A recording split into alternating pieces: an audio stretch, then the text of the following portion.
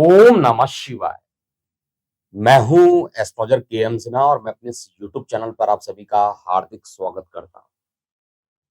देखिए, लगातार आपको प्रतिदिन ज्योतिष से संबंधित जिनको सीखना है ज्योतिष का ज्ञान, उसके लिए नक्षत्रों की सीरीज यहाँ पर चल रही है और मैं चाहूँगा कि आपको और किस तरीके का वीडियो चाहिए आप कमेंट सेक्शन में लिखिए ताकि उस तरीके के वीडियो मैं बना सकूँ। इसको प्लेलिस्ट में सेव किया जा रहा है। एपिसोड नंबर 5वां आज का है।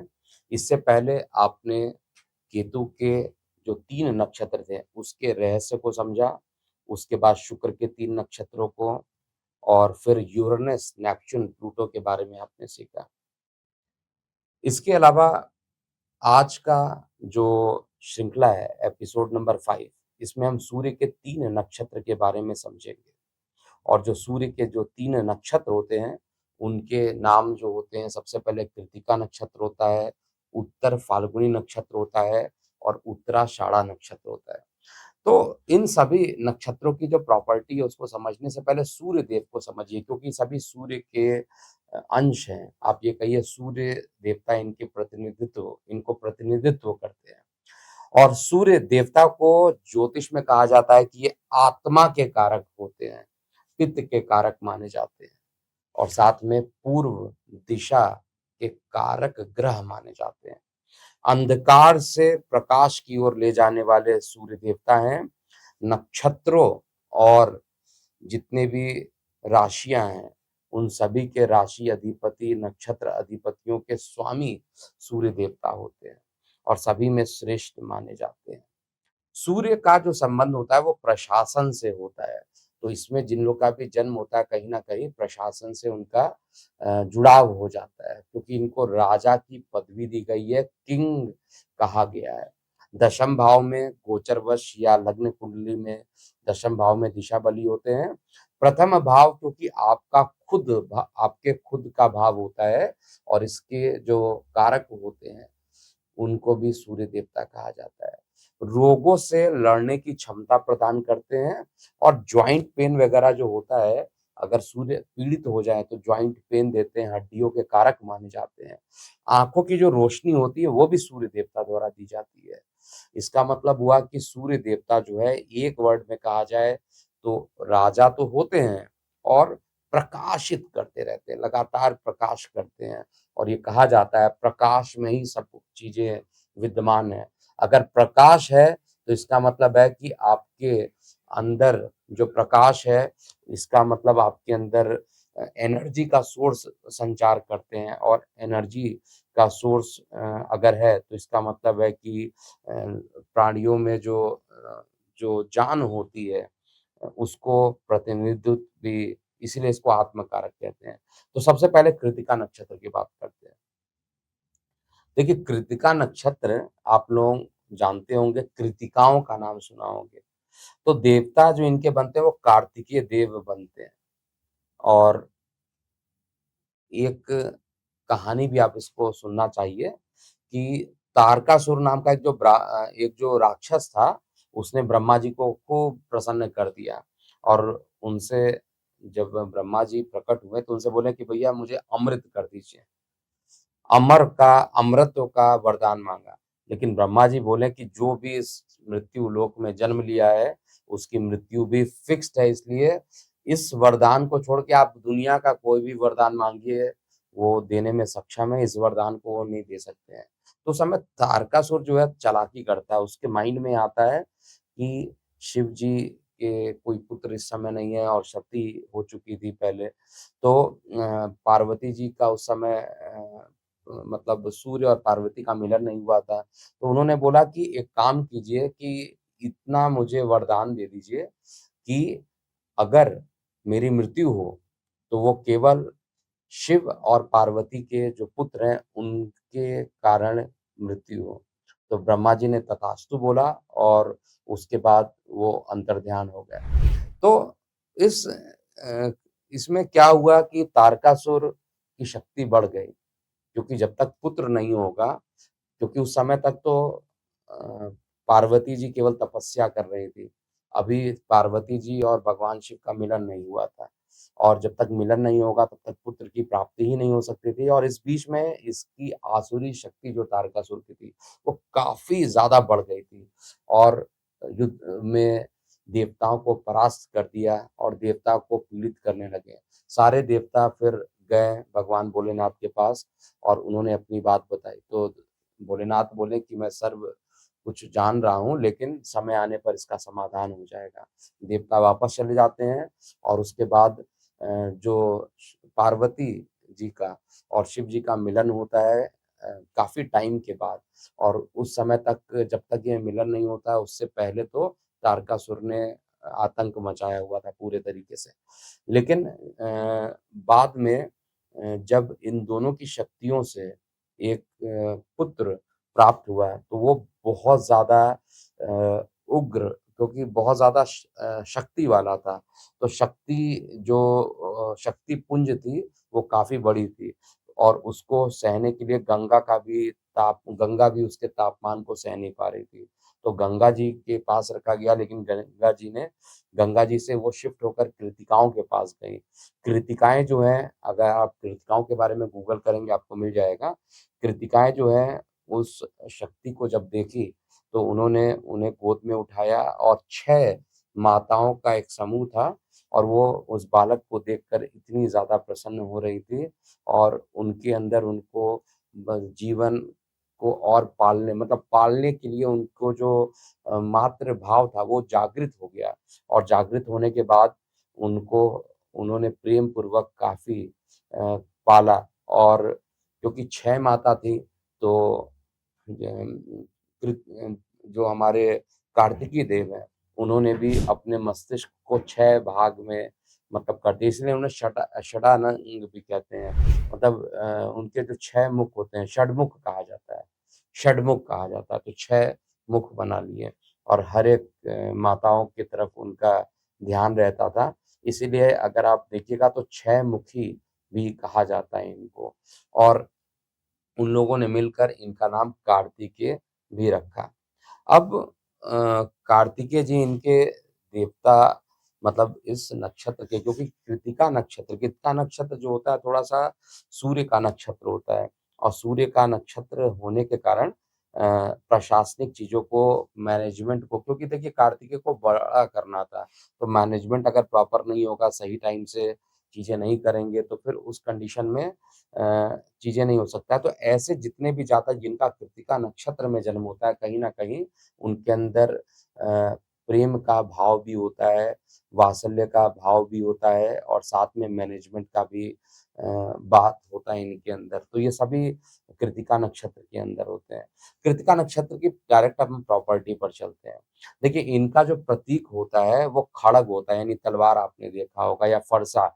ये दोनों ही प्रतीक जो होता है कृत्तिका नक्षत्र का माना जाता है और गढ़ की अगर बात किया जाए तो राक्षसगढ़ में कृत्तिका नक्षत्र को राक्षसगढ़ में माना जाता है। हालाँकि वा इनको अगर पक्षियों में देखा जाए तो मयूर की सवारी कार्तिकेय जी करते हैं। तो मयूर यानी मोर जो होता है, जिस पर कार्तिकेय जी सवारी करते हैं, वही पक्षी साक्षात कृत्तिका नक्षत्र को प्रतिनिधित्व करते हैं। कालपुरुष की कुंडली में सर का जो पार्ट है यानी माइंड का जो पार्ट है, वो पार्ट कृत्तिका नक्षत्र के अंतर्गत आता है। वनस्पति में भी अगर देखा जाए, तो वनस्पति में अगर आप देखिएगा तो गूलर गूलर का फूल आपने शायद देखा होगा, गूलर के पेड़ होते हैं, तो गूलर जो होता है वो वनस्पति में है और तत्व जो होता है इनका पृथ्वी तत्व होता है और इनकी जो योनि होती है वो सर्प योनि होती है। इनको आहार बहुत पसंद है, तो खाना खाना पसंद, खाना बनाना भी इनको काफ़ी पसंद है। अगर आपका भी कृत्तिका नक्षत्र है तो इस पॉइंट को आप मैच कीजिएगा। लेकिन थोड़ा-सा लड़ाई-झगड़ा भी बहुत जल्दी हो जाता है। नौकरी में कहा जाए तो नौकरी सामान्यतः बात किया जाए तो बहुत जल्दी मिल जाती है, परंतु बिना कुछ सोचे-समझे ये नौकरी छोड़ने के लिए भी थोड़े-से तत्पर रहते हैं और आज़ाद रहना इनको पसंद है, मतलब स्वतंत्र रहते हैं, जो भी काम करेंगे स्वतंत्र रहकर इनको काम करना पसंद होता है, जो भी कृत्तिका नक्षत्र के जातक होते हैं। और एक प्रकार से कहा जाए, क्योंकि सूर्य का नक्षत्र है, सूर्य जब स्वतंत्र रहता है तो इनके जो नक्षत्र हैं, वो तो ज़रूर रहेंगे। ये जल्दी मैच्योरिटी इनके अंदर नहीं आती और पेशेंस तो इनके अंदर बिल्कुल भी नहीं होता है। जो इन व्यवसाय ये कर सकते हैं, वो सामान्यतः सुरक्षा से संबंधित यानी सिक्योरिटी के अधिकारी हो सकते हैं और अग्नि से संबंधित, क्योंकि इनके अंदर अग्नि बहुत ज़्यादा होता है। अग्नि से रिलेटेड व्यवसाय कर सकते हैं।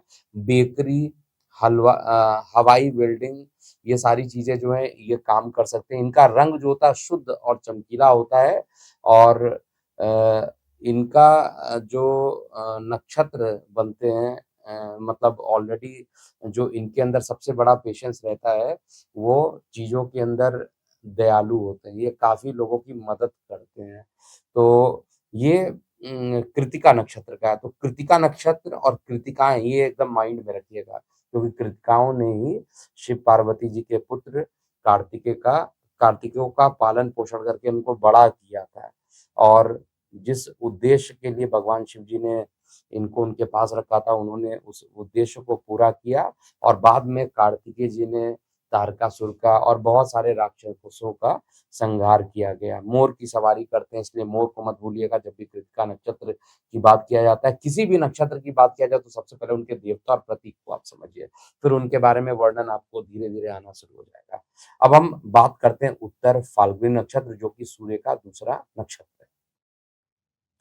देखिए, इनके जो देवता होते हैं वो साक्षात शिव देवता ही होते हैं, यानी इनके जो देवता होते हैं शिव देवता भोलेनाथ होते हैं और इनका प्रतीक जो होता है वो पलंग के पीछे के 2 पैर जो होते हैं, जो पलंग होता है उसके पीछे के जो 2 पैर होते हैं, उनको हम उत्तर फाल्गुनी नक्षत्र में काउंट करते हैं। ये मानव गण में काउंट किए जाते हैं। पक्षियों में देखिएगा तो झिंगुर और वनस्पति में कनेर का जो पेड़ होता है, ये वनस्पति और अ, पक्षियों दोनों में मैंने बात कर लिया। इनका जो रंग होता है उज्ज्वल नीला होता है, तत्व अग्नि होता है, कालपुरुष का जो अंग होता है, ये बायाँ जो हाथ होता है, वो उत्तर फाल्गुनी नक्षत्र में इसको काउंट करते हैं। इनमें केवल 2 तारों का समूह होता है और जबकि कृत्तिका नक्षत्र के साथ अगर देखा जाए तो उसमें कृत्तिका नक्षत्र में 7 तारे होते हैं, जबकि इस नक्षत्र में केवल 2 तारे होते हैं, उत्तर फाल्गुनी नक्षत्र में। अ ये जनरली अगर हम लोग बात करें तो इस नक्षत्र का एक चरण जो रहता है सिंह राशि में रहता है और 3 चरण जो रहता है वो कन्या राशि में होता है। जो भी आप नक्षत्र देखिएगा सूर्य के, उसमें एक रहेंगे आपके पहले एक राशि में और 3 दूसरे में चले जाएँगे, तो 1:3 का रेशियो इनका रहता है। ये बहुत ज़्यादा एनर्जेटिक होते हैं और निश्चित रूप से भोग विलासिता की जो वस्तु होते हैं, उनको प्राप्त करने के लिए लगातार प्रयास करते हैं और इनमें ये बड़ी कम्फ़र्ट महसूस करते हैं और पूरा प्राप्त करने के लिए जो प्रयास करते हैं, उनको सफलता भी बहुत ज़्यादा मिलती है। इसके अलावा उत्तर फाल्गुनी में जो म ये बहुत ज़्यादा महत्वाकांक्षी भी आप कह सकते हैं, बहुत ज़्यादा एम्बिशियस होते हैं, महत्वाकांक्षी होते हैं, बोलने की क्षमता तो अद्भुत होती है और ये भरोसेमंद भी होते हैं। ऐसा नहीं कि आप इन पर भरोसा नहीं कर सकते, निश्चित रूप से इन पर भरोसा कर सकते हैं। ये धनवान भी होते हैं और दान पुण्य इत्यादि भी लगातार करते रहते हैं। लेकिन नेगेटिविटी के बारे में बात करें तो केवल अपने बारे में ज़्यादा सोचते हैं, उनका भला होना चाहिए, ये सबसे पहले सोचते हैं।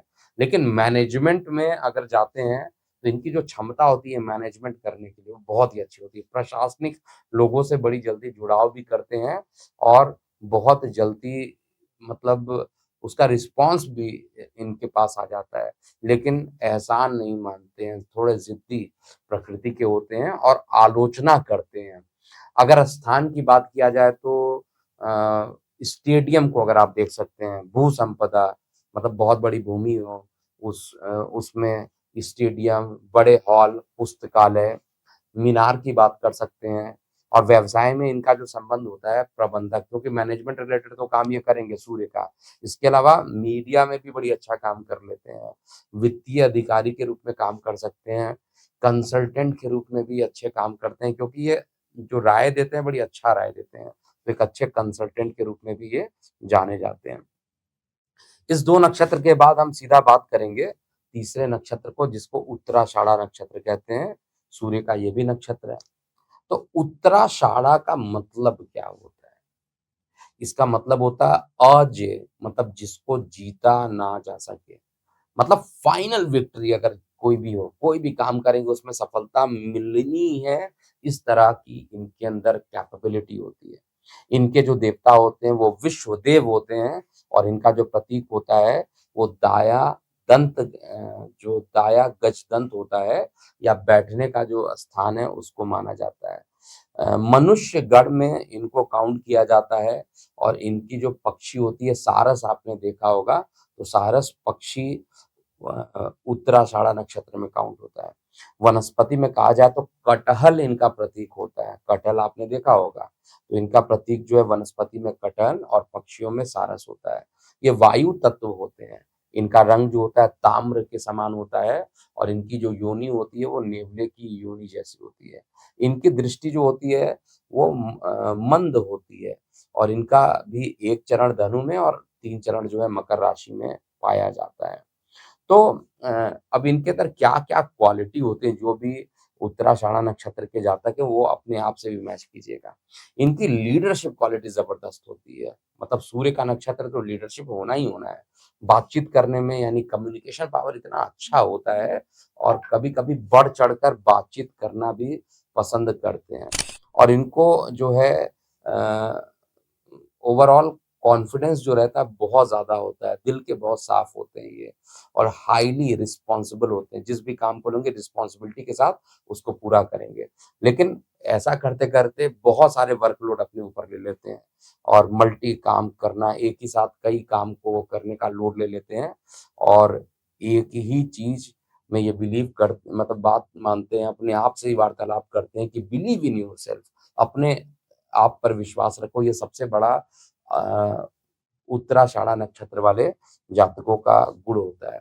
और फाइनल विक्ट्री बातचीत के माध्यम से, अगर कहीं पे भी लड़ाई झगड़े हो रहे हैं तो बातचीत करके समाधान भी ये निकलवा देते हैं। ये दयालु भी होते हैं और महत्वाकांक्षी भी होते हैं और शो ऑफ नहीं करते हैं, सबसे बड़ी चीज है। और दिल के साफ होते हैं, शो ऑफ करने में इनको बहुत ज्यादा इंटरेस्ट नहीं है।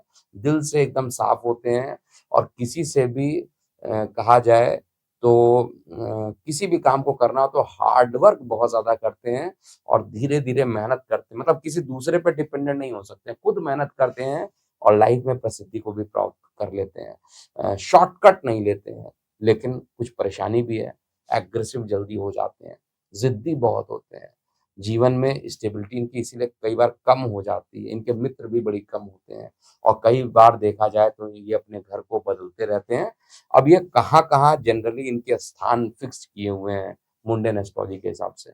तो घास का जो मैदान होता है, सरसों मक्के का जो खेत होता है, जंगल आप कह सकते हैं, राष्ट्रीय पार्क कह सकते हैं, चिड़ियाघर कह सकते हैं, सरकारी भवन कह सकते हैं और महाविद्यालय, इन सभी का जो पार्ट होता है, ये सभी इसमें काउंट किया जाता है। इसके अलावा इनका जो व्यवसाय होता है, क्योंकि कम्युनिकेशन स्किल बहुत अच्छी होती है, तो राजनेता यानी राजनीति में जा सकते हैं या प्रवचनकर्ता, कई लोग प्रवचन देते हैं और वो भी एग्रेसिव प्रवचन प्रवचन देने वाले। न्यायाधीश, निर्देशक और अधिकारी भी बन सकते हैं और इनसे जुड़ा हुआ ये काम करते हैं। तो उम्मीद है कि लेक्चर नंबर 5 आपको समझ में आ गया होगा। आप सभी दर्शकों को मैं बता दूँ कि हमारे यूट्यूब चैनल पर जो लोग मेंबरशिप लिए हुए हैं, उनको क्या-क्या मिल रहा है।